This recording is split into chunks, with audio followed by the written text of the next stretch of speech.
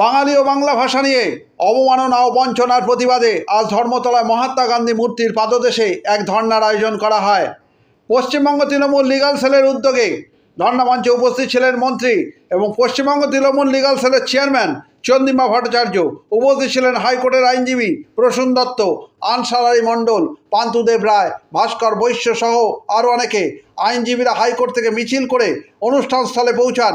অনুষ্ঠানে প্রায় 7,000 আইনজীবী উপস্থিত ছিলেন। হুগলি থেকে আইনজীবী সুব্রত ভট্টাচার্যের নেতৃত্বে 50 জন আইনজীবী ধর্না মঞ্চে উপস্থিত ছিলেন।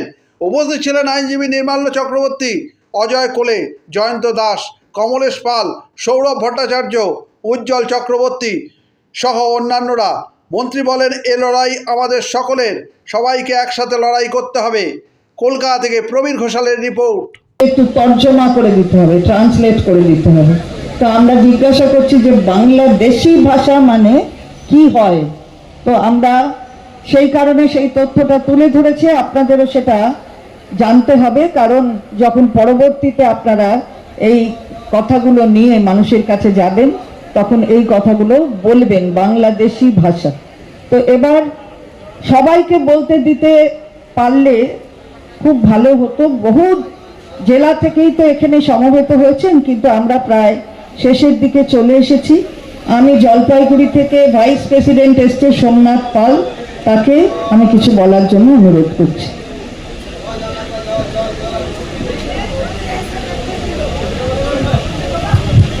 নমস্কার।